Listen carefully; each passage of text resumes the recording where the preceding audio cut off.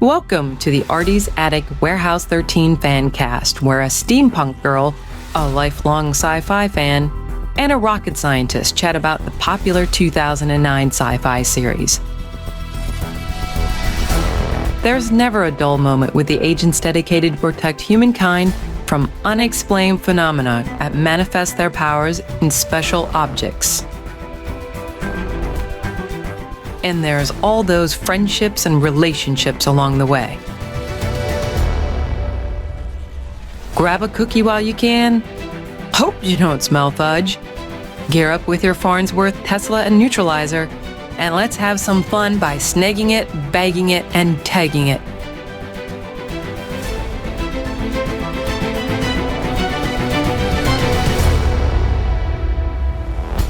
Welcome back to Artie's Attic. We're a Warehouse 13 Fancast. I'm the Warehouse 13 janitor, currently sanitizing all the warehouse Farnsworths. Ew! Thanks, Pete. My name is SP. And introducing Artie's Attic lead agent and historian who builds steampunk rockets that only work in Earth's atmosphere. Her name is Agent Shannon. What's up, guys? And also joining us is the warehouse agent who loves throwing movie quotes around to express her true feelings. It's Agent Carolyn. Abso-freaking-lutely. There you go. We are continuing our Warehouse 13 series discussion with the episode that premiered on August 8th, 2011. That is 3 years before the planets at Gliese 581 were taken off the habitable exoplanet catalog. It's run by the University of Puerto Rico at Arecibo's Planetary Habitatory Laboratory. I totally botched that. In October 2014 due to a, quote, false start in exoplanet habituality. I did not know that. You're going to go with that one? We're just going to run with it because I'm not going to go back and redo it. I'm referring to the Warehouse 13 Season 3, 5th episode. 3, 2, 1. The IMDb description reads, H.G. Wells is retrieved from stasis as a hologram to help the warehouse team track down the ram's horn that brought down the walls of Jericho. And the TVGuide.com description is Pete, Micah, and H.G. Wells track Joshua's trumpet, an artifact that has eluded 3 generations of warehouse agents, which now may pose a threat to a packed baseball stadium. Shannon, you got your girl back. I got my girl back. So many levels. Yeah. I'm happy that you finally get to see the Magic 8 Ball again. It's such a cool artifact that they haven't talked about yet. But it's such a cool artifact. It is the Magic 8 Ball. It's what made me think of where she's stored. I know the answer to that. I want to tell you. I love this episode. I like the fact that I think my favorite part would be where HG is explaining to Daniel what happened, how it happened, but more importantly, watching Pete's face while he watches her and he understands where she's coming from, where she was coming from, where all that grief turned into anger, into hatred. She's not a bad person. She was a grieving mom when she went in. So I think that moment kind of loosened up Pete a little bit. Maybe he doesn't hate her quite as much because at the very end, he's like, good job. Yeah, he said, good job. Good work out there. We had never done that before. Yeah. No, not from what he was doing in the beginning. Him and Artie were not happy. She was back. He was coming back. Yeah. So, yeah. Okay. My girl's back. Yeah. Okay, I got to ask. Who did you have re-record that fronting of our podcast? Who was that? Well, you guys leave me alone for 2 weeks, and I had nothing to do on Tuesday night, so I went to the local Twin Peaks, and I met this lady. Her name's Dorothy at Twin Peaks, and we got to talk, and she's like, oh, you do a podcast? So I said, yeah, I would do a podcast. And she goes, can I be on your podcast? I go, I don't know if my co-hosts would like that, at least not yet. We got to warm them up. But why don't you do the voiceover? So she said, sure. So I had her record the voiceover. Her name's Dorothy. And what did you have to do for this waitress at Twin Peaks? Oh, that's what she had to do for me. She served you extra fries, huh? with the special sauce. I knew that was coming. Well, she did pretty good though. Yeah, she didn't have amazing. A single toe. Especially since neither of you two had offered to do it. So I needed a voice other than me doing the intro and outro. I liked your voice. The Gimp ain't doing it. Yeah, well, I Dorothy liked your did it. voice. Well, you have my voice on the first 29 episodes. So after that, it's Dorothy. Well, thanks, Dorothy. There you go. She says thank you back, I think, sometime.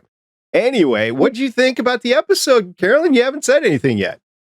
I really liked this episode. There was a lot of different world buildings. You get to see where Jack and Rebecca are and what they've done because they went back and saw them.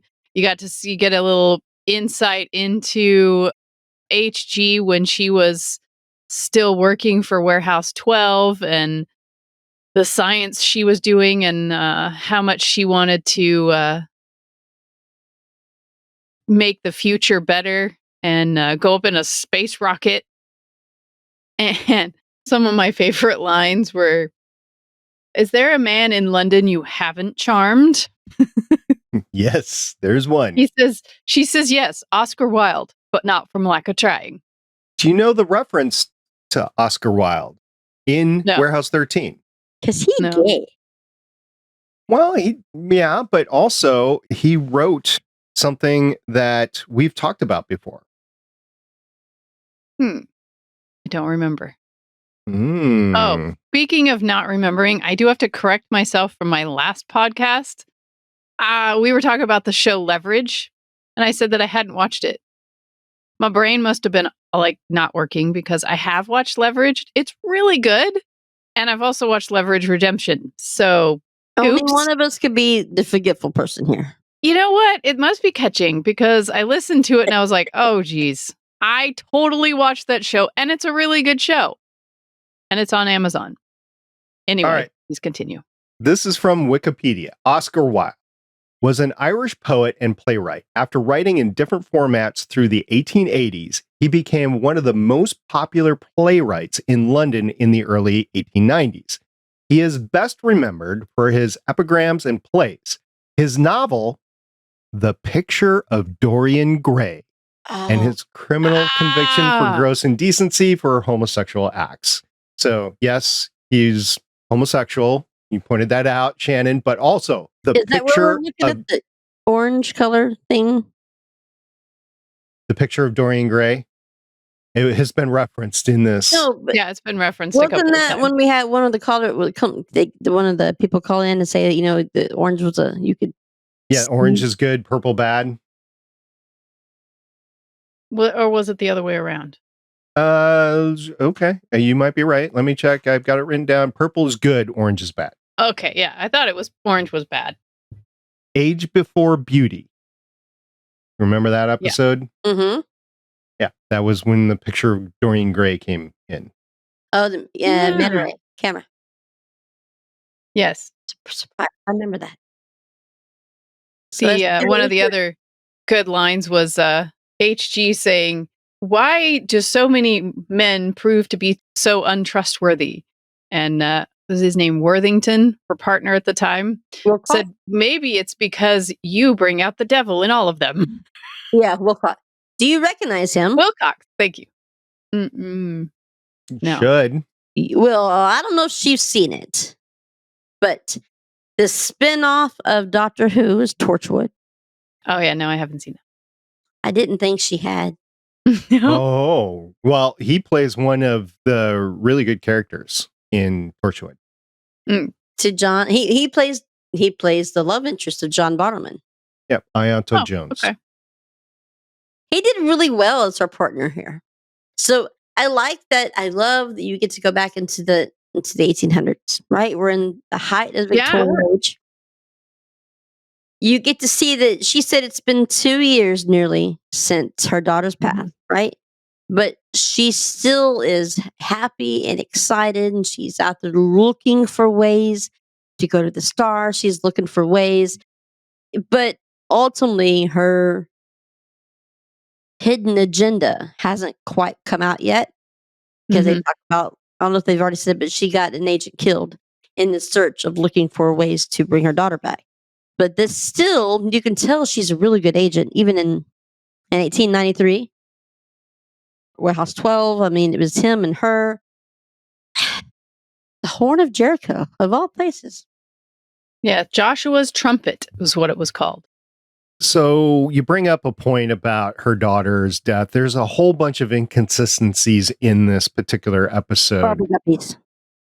Okay, so Bubble guppies. H.G. Wells states that her daughter's death had been 2 years prior to the investigation of the trumpet in 1893. In Reset, however, the inscription of Christina's tomb reads died July 14th, 1899. So there's a 6 years difference there. Big gap. Big gap. Yeah. Bubble guppies. Bubble gup. Well, that's not the only one. There are so many. There's at least a half a dozen. And I don't know who to blame on that. Maybe they didn't have anybody running for continuity in there. Maybe it's the writer himself, which was Bob Goodman, who had 8 episodes of the Warehouse 13, including some other really cool stuff. So I don't know where this comes in. Did but he write any episodes of season 1? No, he wrote, yes, he did. 1 episode, it was Implosion. If I remember correctly, and it's obviously been since 2011, I've had many things happen since then. I don't believe, sometimes when you have, in my experience, I've noticed things. Sometimes when you have the continuity not match up, sometimes they give these characters that they don't think is going to be coming back for another episode or another season a line to say, but then they don't follow up with it later on when they make her a main character. So I think they definitely dropped it there because that's a big gap. But still, I don't think they expected her to be here in the 3rd season. So let's do another one. Rebecca claimed in Burnout that she changed her last name to St. Clair when she moved to St. Louis. However, Jack introduced her as Agent St. Clair when interviewing Billy and Peg in 1962. I didn't catch that. That's nice catch. The writer sucky on this She episode. did. Yeah, so like I said, there's at least half a dozen. The car, there was a lot of people that were posting online in the forums about the car in 1962. Jack and Rebecca's car is a 1955 Ford Sunliner with an extended rear bumper for the spare tire case and rear wheel covers.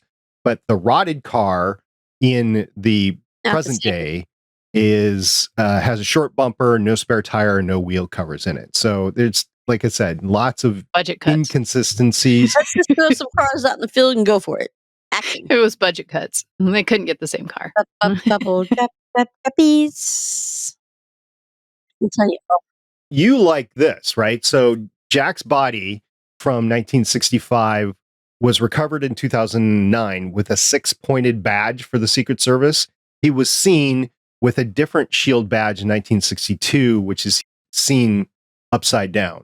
So that's an inconsistency too. Like I said, I could go on. I'm going to stop there, but there are several inconsistencies in this episode, unfortunately. Yeah, true. Blinders on. Just but it did have a good storyline in their storyline as far as how they were reenacting what the kids saw in the car. And kissing, that is. And she was like, down boy. And then she's not sure of the way agents are running, how agents end up, if they should even try to have this as a relationship. And then by the end, when they're talking to HG as she's bronzed, she's like, no, carpe diem. Let's live this life to the fullest. So it's nice to see that spot in it. And that even though we know how it ends up and it's really sad, but it was nice to see that part of it and how it ended up. I love this episode from the standpoint of, I love when they do a multi-generational or multi-time period story that all interweaves together. Mm-hmm. There are some time dilation stories that I absolutely hate, and Dunkirk was one of them. where you had 3 different stories running at 3 different speeds. It was really annoying to me. And recently you had the whole, beginning of Oppenheimer, the beginning of the nuclear thing. That was all confusing time dilation and whatever. This was well done. It was clearly identified where you were in the timeline and who was there, and they were all interconnected. Even the modern times way back to the 1890s. I loved how they were able to bring it all together, even through the inconsistencies, as I mentioned before. This episode really sang to me from a story perspective because you were able to bring that all together. You had world building. You brought in a lot of characters that we've already seen. So you've done character building to get here, and then you did further character building along the way. And you even have realistic stuff. So just saying, Shannon, if you ever make a rocket that is powered by Joshua's trumpet, it's not going to work. And you know why? I'm not going first. Because it works off of sound waves, which only work in the atmosphere. Once you get above the atmosphere, you have no thrust. I thought they used monkeys to blow into it. Yeah. I like the fact that it's also team building. I love that you can see Claudia really misses HG because she was her tinker buddy, right? Yep. Micah and Pete, they do their own thing. She gets along with Micah. She gets along with Pete. She has big brother, big sister. We didn't see Jinx at all in this episode. But no, Jinx was away on personal matters. That was what that's what they said in the beginning. He was away on personal matters. But Claudia loves HG because they're both tinkers. Mm-hmm.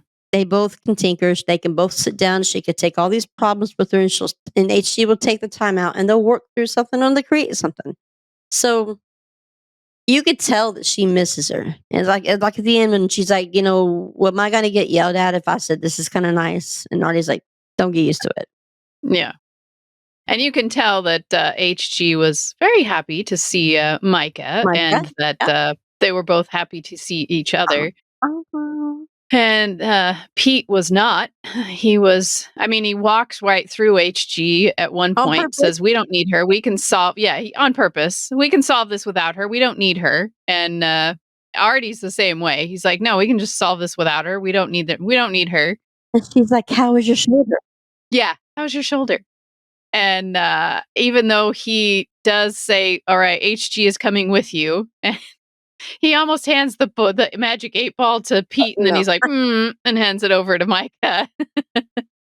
At one point, Pete does erupt at HG and says, anytime you come here, everything falls apart. It's always your fault. Everything just turns to gross death and everything else. And Micah finally has to pull HG out and put her in her little 8-ball, and then looks at Pete and says, Pete, I'm back. I'm back. I've come back. I came back. And it's just Pete venting at her saying, you broke up my team. You caused chaos. It's not okay. And I'm not okay with you doing all of this. And so it was him venting and then finally going, I'm sorry. And it's cool that she did put HG back in her little cue ball and confront her partner, right? Yeah. To ignore him on his feelings like that would not have been cool. But then again, you can also see the remorse at the very end that HG actually has when she's like, we made a good team. Mike is like, yeah, we did. And then you did what you did. I wish you could have realized it before you did all of that.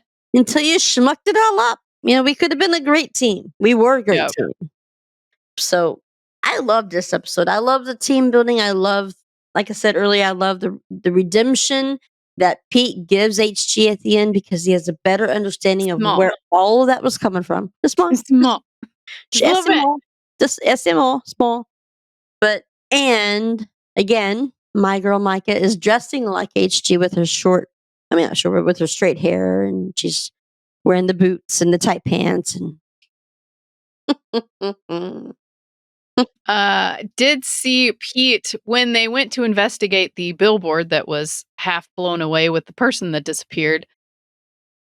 And he you looked see real Pete concerned. in a diner. He's eating pretty much most of pieces of pie that are banana cream. And Micah comes in and he's got like 4 plates in front of him. She just looks at him like, really, Pete? He says, what? Their freezer's like not working. Their fridge is broken. The power's out. I had to save it. I mean, I'm only eating the fruit parts. Although she does say lemon meringue, but I don't think there was ever mention of lemon meringue. So it was quite funny. He's like, what? You got to go up in the cherry picker. She says, yeah, I was doing actual work. So is he. Bet you he got her number. SP Walker, you look like you were about to say something when I was talking about how. Yeah. You said, like, you mentioned she asked Artie about the shoulder, right? Did that remind you of anything? Yeah. Did that remind you of anything? Sarah Connor, Terminator 2. How's the knee? Oh, yeah.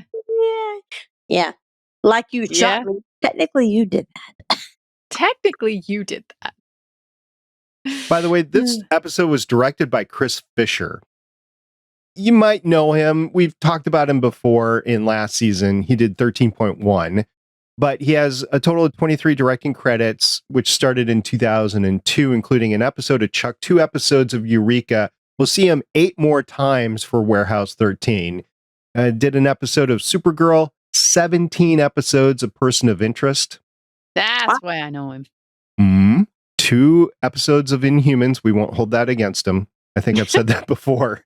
1 episode of Runaways. So I've talked about him before on Legends of S.H.I.E.L.D. for Inhumans and Runaways. 14 episodes of The Magicians. I watched some of that. It was good, but I just didn't keep my interest. Okay. You know how like I got so angry when they closed Defiance and I didn't go. I'm done. And I didn't go to Winona. I did the same thing with Magicians. I was so angry when they got rid of Warehouse that you basically bring in the same kind of thing in. And I was at the New York Comic Con in 2016 and the Magician characters were there. And I really wish I'd paid attention because the very next year, all of the cast of Winona was there. Damn it. Damn it. But I still never watched Magicians. Well, there is also a couple of other that we can go into, but the one that I'm going to lay down on you is a little show called Strange New Worlds. I've seen it a couple times. I think I've seen that once or twice. Yeah. You know, I just bought this brand new poster that I'm gonna put behind me. So I'm gonna change out the whole stuff back here. Ooh. Time for I'm gonna leave my Winona. That's got to stay, and the one with the lips moving. Yeah. But I might change them to a different wall. You know, it would be good, if we could, get the director to come on and talk about, Warehouse 13 and maybe, his experience with Strange New Worlds. Yeah, that'd be awesome. Right? That's what I'm saying. I mean, they did just wrapped in, Aaron Ashmore wrapped. Anyway, I saw that. Anyway. Who did? Aaron? Mm-hmm. Who you're talking about? You might answer now. Anson. Yes. Thank you. God. Wrong show. Wow. I don't know. Don't listen to me. I don't know what I'm talking about. I think they just finished wrapping season 3, right? Yeah, they wrapped season 3. Yeah. Or at least he did. And he did a couple of episodes of Strange New Worlds. It was Quality of Mercy, which is the finale for season 1, and then the premiere for season 2, The Broken Circle. I'm trying to look at his IMDb. Oh, you know, Chris Fisher, the director. Okay. I'm not talking about Anson Mount because I'm he's been he did all the episodes. He did all of them. He did. Yeah, but okay. Yeah, so he's involved. He's involved on the production side. He's done 20. He's credited with 20 episodes of Star Trek: Strange New Worlds. So that's season 1 and season 2. You know what I need to get is Picard. I don't have the Picard seasons. I got to get those. Let me rephrase that. I got to get Picard season 3, and then I might go back to the other ones. I started playing it in the background, by the way, this past weekend, just to let it roll from season 1 on. And Picard. Yeah. To get it going. But yeah, Chris Fisher, if you're out there, man, would love to have you on the show to talk about your experience on Warehouse 13, Or specifically. Absolutely. Eddie, you're welcome. Come on over. Of course, Anyone is. Eddie, you're definitely invited to come over to talk about all your store that you still have for all your Yeah. Warehouse 13 stuff. Yeah, love to talk to Definitely. you about that. We Yeah, all have your cups. we do. Don't actually have it right now, but I I have a don't have it couple. either. I have a couple quotes for him. First was from The Silence of the Lambs, 1991. Yeah. Quid pro quo, Clarice. That's a good one. That's a good one. The other wasn't actually a quote from the movie, but it was a quote about the movie. So Artie says, when he was functioning, Varley taught astronomy. He volunteered for SETI, and Pete said, SETI? Yeah, that's where those guys scan the skies looking for intelligent life. Mhm. What? I saw Contact. Which was a really good movie. I liked that movie. And then at the very end, he dons the hat, Jack's hat, and he goes, whatever you say, sweetheart. He did that really well. He did that really well. Do you know where that quote kind of is from? Bogart? You would think. I didn't find any Bogart with that quote, but I did find the small little independent film. You probably have not seen it. It was made in 1971, and it was called Willy Wonka and the Chocolate Factory. I've seen that movie. And the several times. grandpa says, whatever you say, sweetheart. That is the closest I can get. When did he say I that? do remember that. They Yeah. were outside before they went in. Oh, yeah. Now I remember it. Well, that's good Of because I course. didn't remember it. When Pete was talking about Contact, the movie, he also had the other food that was in this episode, and he loved Pittsburgh because it had fries with nacho cheese sauce.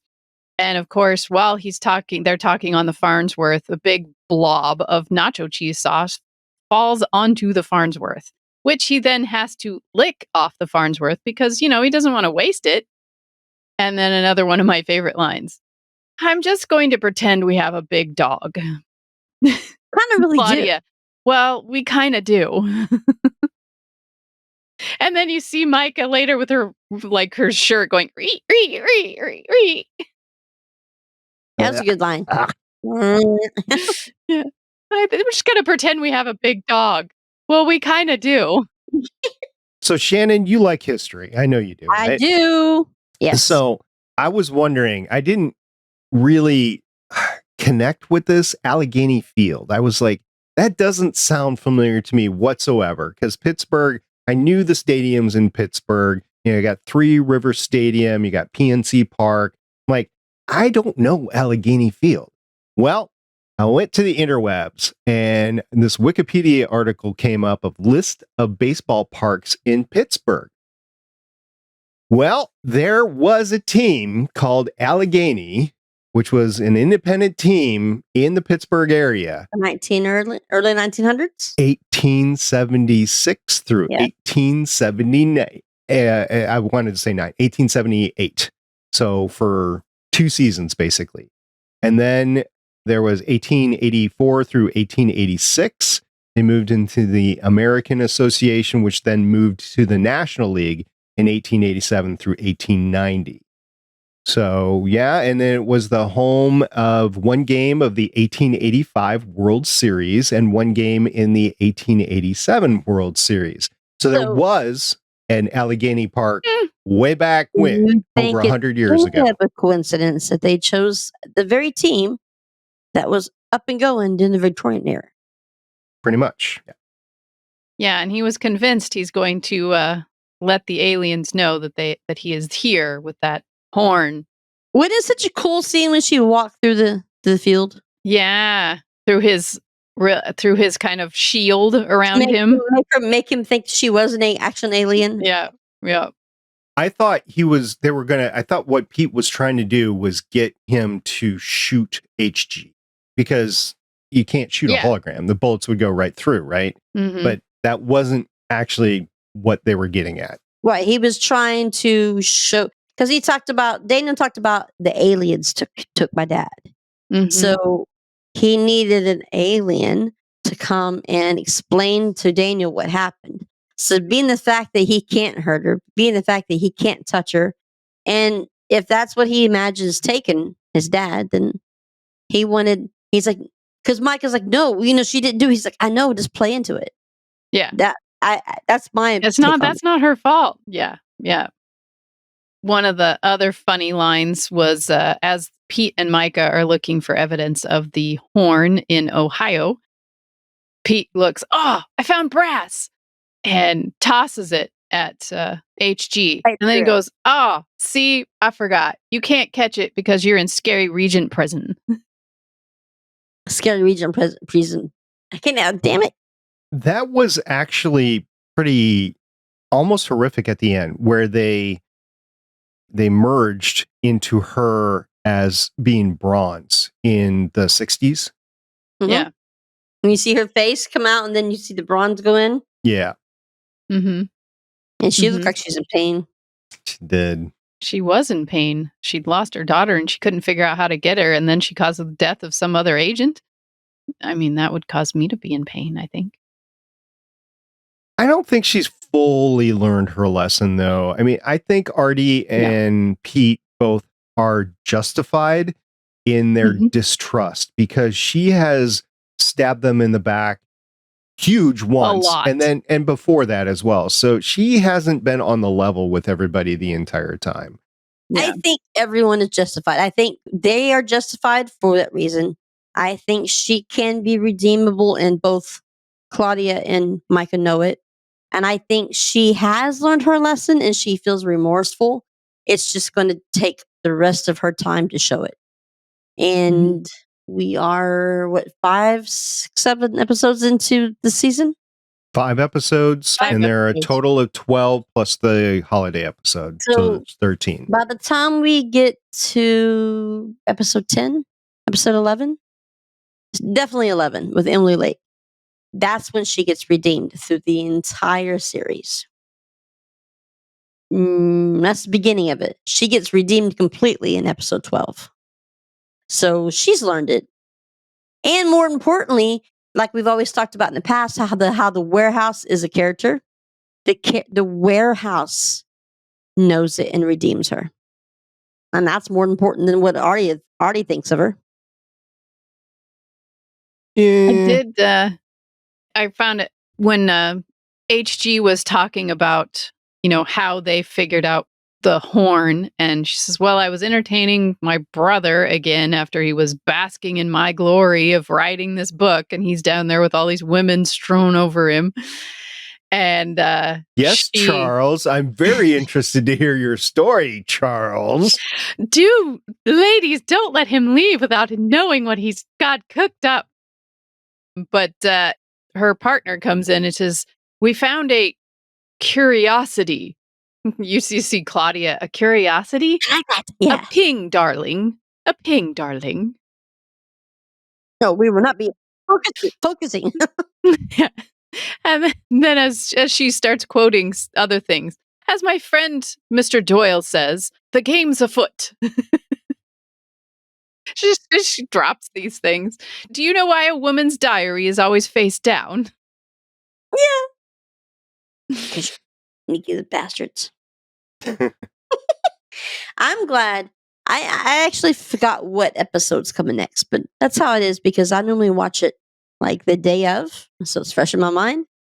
But so much history. In this one, 3, 2, 1, or the next one? This one. Yeah, this one has history. Is it? I think in the next one we have another set of her going back. Or maybe. Well, next episode is "Don't Hate the Player." Oh, that's a good one. Hang on. No, I think in episode 11 we go back to Warehouse 12, where you get to meet her caretaker or her Artie. You get to meet her. Kataranga is her Artie. That's who teaches her. So we get to go back into Warehouse 12 again in that episode. But I just like the history, and I've been surrounded by history all last week. It was so awesome. Jack and Rebecca actually had some pretty good lines too. When he's trying to get a hold of the horn. He's like, okay, I'm going to go in and like grab the horn. And she's like, what am I supposed to do? He says, gaze at me lovingly. And she ends up being the better shot. Yeah, he goes, yeah. She says, I'm the better shot. He says, hockey pucks, kiss for good luck. As she manhandles him and throws him down so she can take a shot over his ear. That would like bust his eardrum. It would. Yeah. Yes. See? Continuity. And who owned that farm? Like, there was a crash in the farm, but who owned the farm? Right. So the kid's dad owned the farm. Oh, it was his farm. Okay. I wasn't sure who owned that farm because it was still there and all of the stuff was still there. And it was kind of weird because in the 60s, most farmers actually lived on the farm. Yeah.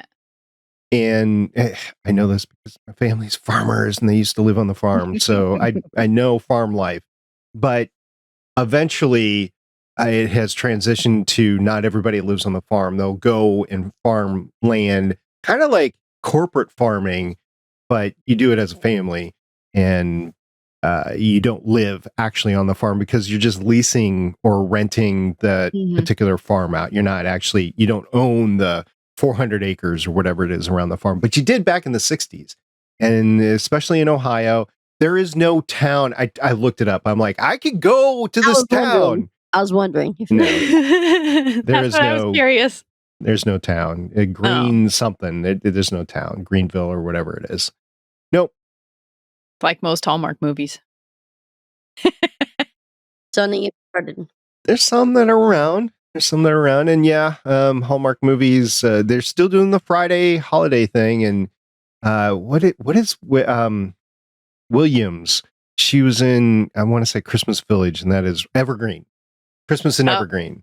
So that whole thing. And you know, the whole series and the last couple actually have all of the main actresses that are in it. So yeah, we've talked about that before, but that was one of the ones on this past weekend.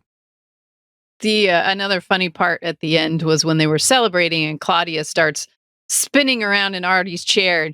He says, no, don't do that to my chair. She's like, buzzkill. He says, well, it's specifically designed for my scoliosis.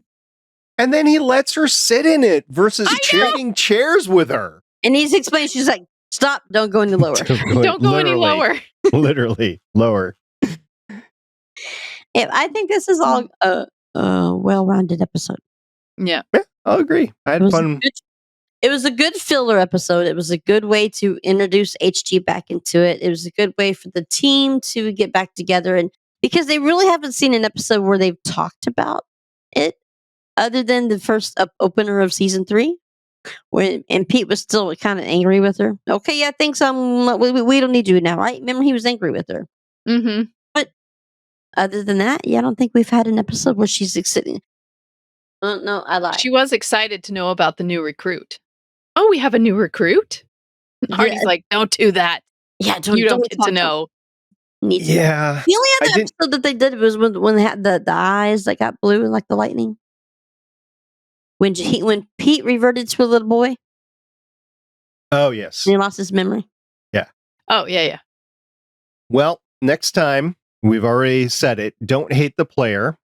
Shannon, you get to choose between the Amazon Prime Video. Since you didn't let me continue, the Amazon Prime Video description reads, don't hate the player. It's such a good episode. That's it. That's all do you want the IMDb or the tvguide.com description? Okay. Pete, Claudia, and Micah answer an emergency call when Fargo from Eureka gets trapped in a virtual reality fantasy game of his own making. Fargo! Yes, we get to see Fargo again. This is the best meme I've ever seen. And you'll know it when I get it, because next week next week I post it. And she's got like Princess Leia headphones on. And she's like, I need a woman. That's all the tips you're going to get. Just the tip. No, all right. So, have we received any feedback, Carolyn? Any feedback at all? Not that I know of, other than really. You're going to have to go back and check before next week because, yes, we have. I didn't Did get an we? email. I didn't either. No, Didn't know of I an mean, there email. was some back and forth on the X with a noted person involved with Warehouse 13. Might or might not have been a director. That wasn't me. You talking about the guy that I was talking about doing an interview with? Yes. That wasn't me. That was Shannon. You got to back her up. You I'm just calling you out. You got to do more than Okay. back me up. You should just take charge. I've been in Florida all last week. I don't remember anything prior to that, and keeping track of freaking color guard, which is amazingly overwhelming. Complicated. Oh my god, she's got a couple episodes. She's got a couple days where she goes in from 7:30 in the morning to 10:30 at night. What? She's either That's going to be like, insane. she's either going to be really hating it when she's done, or she's going to be really buff. She might be both. Well, we did get a tweet, a noted tweet. It wasn't towards us, but it was commemorating the 10-year anniversary of the ending of Warehouse 13. Wait a minute, I posted that. You did. And what did Yes. what did you post? Well, you posted one thing anyway. Yeah, Allison Scagliotti said, "Whoa, Yes. 10 years since the end of Warehouse 13. To all who watched, shared, and continue to take joy from it, thank you. The show ended, but the wonder is endless." And Yeah, I this- remember that. I sent that to you guys. That's going to be a great tattoo someday. Endless wonder. Yes. With like steampunk gears. Endless wonder. That's what I'm saving this arm right here for. I've told my artist that so many times. This whole arm right here is saved for Warehouse 13. By the way, Shannon, how was Time Tracks? I didn't watch it. Hey, Carolyn, watched how it was yet Time either. Tracks? I haven't watched it yet either. But thank So- you for sending that to me. That was pretty. I did not know you could even buy that on DVD. I That didn't even was remember just- we talked about it. That was amazing. I opened it and I was like, holy crap, you could buy a DVD of this thing? Dang it. SP, you can find anything. I don't even Not remember anything. talking about it to begin with. I got it in the mail. I'm like, why are you saying this? What did I miss? It's time travel. You should love that. It's a really good show. I was like, oh, I want to watch this. I like the time travel. Like, I'm I sure it visit. didn't hold up and it's probably super cheesy and stupid. but- Probably. What was it? but Early 80s, 81, 82? No, 90s, wasn't it it? was in the 90s. It was in the 90s. Yeah, like it was in the 90s. mid-90s. I want to say 93, 94. Yeah. So anyway, well, Carolyn, at least you have a spear to throw back, because when you haven't watched Orphan Black, you can throw the spear back and go, Shannon, you haven't watched Time Tracks. You haven't watched Time Tracks? Yeah, but we're all in agreement that Orphan Black is cool and Time Tracks probably kind of sucks. More than likely it sucks now. yes. See, I don't so know. it's not really a throwback. But I it's just liked a it. throwback. And it would be like my nostalgia to watch it. So You don't know until you actually see it. All right. So if anybody has some feedback towards us, or want to say anything about Time Tracks, you can email Shannon at warehouse13fancast@gmail.com. That's warehouse13fancast@gmail.com. You are better off just getting a hold of me on Twitter. I can just tell you that now because On the X. on Twitter. On the X. Okay. All right. Because I had this thing called a brain injury. I don't always remember things, Come on, sometimes. Shannon. It's been a year and a half. You can't keep using that forever for the rest of your life. Come I can on. use stroke victim forever. Forever. You can't take it away from me. If you do, I may not remember. Can't take the sky away from you. Can't take the sky from me. Good show. Yeah. Yeah. You should there watch go. that one, right? It's my ringtone on my phone. Still? It's a good song. All right, ladies, any last words before we get out of here? No. Bubble guppies. Bubble guppies. All right. Until next time, Watch out for those nachos on on Farnsworth. I'm the Janitor SP. Get to sanitizing, will you? Jeez. Thanks for joining us for an episode of the Artie's Attic Warehouse 13 Fancast. You can find all our episodes at warehouse13fancast.com. If you'd like to contact us, you can hit us up on our email at warehouse13fancast@gmail.com. We are a part of the Lone Wolf Podcast Network. You can hear more of this cast and other shows like it by checking out lonewolfpodcasts.com. The intro music is Sci-Fi Hybrid Intro by Soundmake, and the outro music is Science Fiction by Tunes to Go. Both were purchased on pond5.com.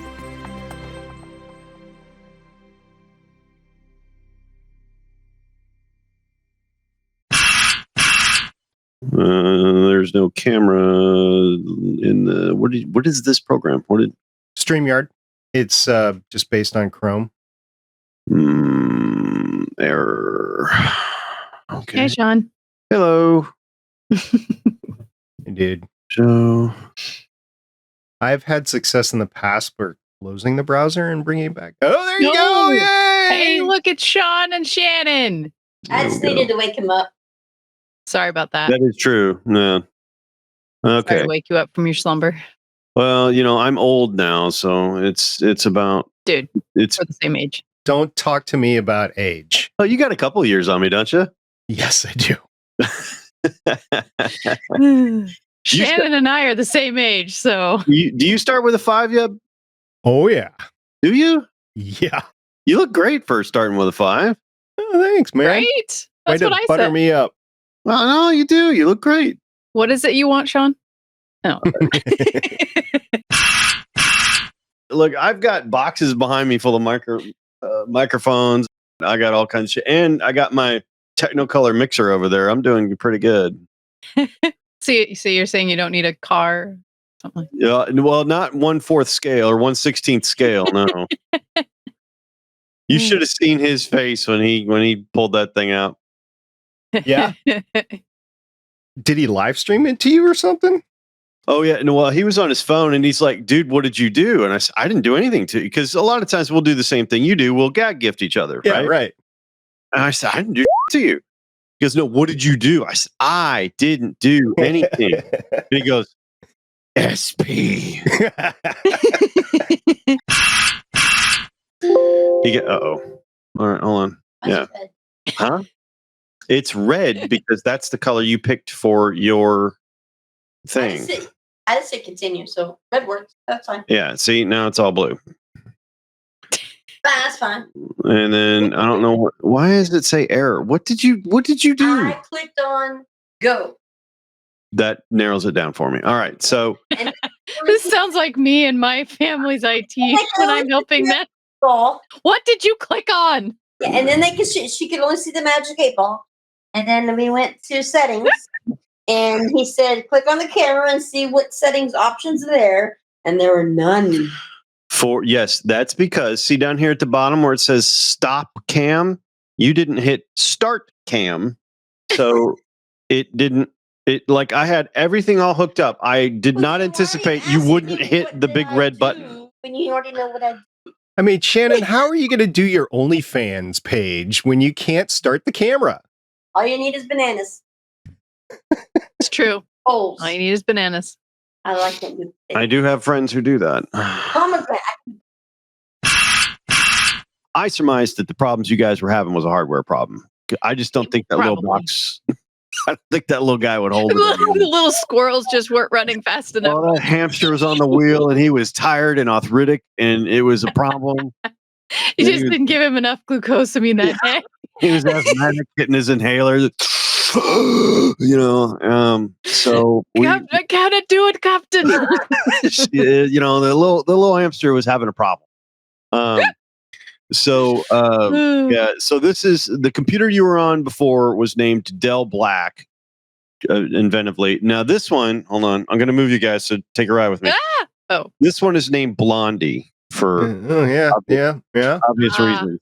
Mm-hmm. Well, that looks like a screen you would have on your computer. Yes. Yes, it is. What's funny is I know her. Uh-huh. All right, Shannon, I'm going. Shannon doesn't want me playing with you anymore. I have to go. So I don't want you playing with me anymore. All right. You should. It's your OnlyFans. You shocked our daughter. I really haven't. She's used to No. me by now. I see. This email's That's driving me your Dorothy, huh? That's my Dorothy from Twin Peaks. She sounded really good. I like her voice. I see the Twin Peaks that you like so much. You don't know what Twin Peaks is, I've do only you? been to Twin Peaks The once. show, I It's do, yes. so much Okay. better than Hooters. I mean, the flannel sells it. I went one time You're looking at the flannel, okay. I went one time and there was this girl, she had like suspenders connected to like her pantyhose, I guess you want to call it, with the flannel. I didn't finish eating my lunch, but I was happy. Well, that's the point. Be happy. I've actually. That sounded like Lauren. Was that Lauren? That wasn't Lauren. Her name is Dorothy. Dorothy. Her name is Dorothy. Okay. Yes. Okay.